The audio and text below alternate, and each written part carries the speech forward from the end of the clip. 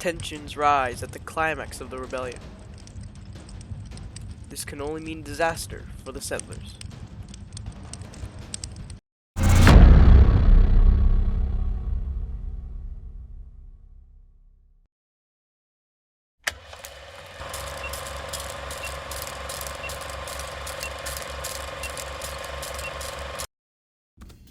On April 2nd, 1885, a group of Cree warriors attacked a settlement in Frog Lake, Alberta, Canada.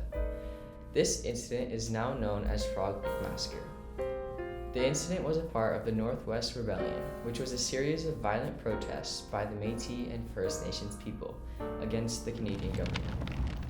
Led by Chief Wandering Spirit, a group of Cree warriors attacked and killed 9 people in the town.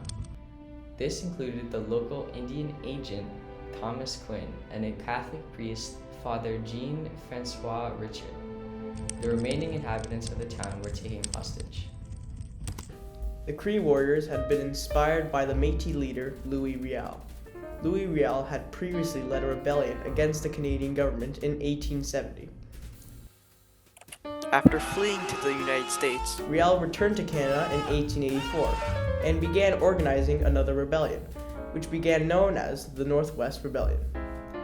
This rebellion was a number of violent protests for the land, rights, and culture of the Métis and Indigenous.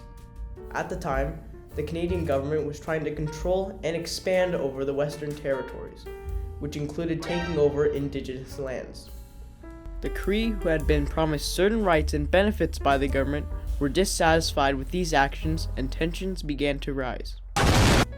The Frog Lake Massacre was a turning point in the rebellion, as it forced the Canadian government to take action against the violent protests occurring in the Northwest Territories.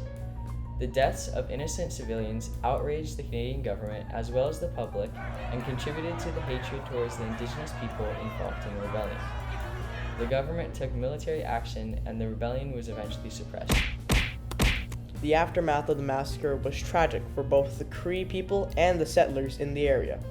Chief Wandering Spirit and 7 other Cree warriors were tried and hanged for their role in the attack, while others were imprisoned or exiled. The Canadian government sent 500 soldiers to resolve the conflict in the West. The incident also weakened the relations between the Cree people and the Canadian government, which would have lasting effects for many years to come.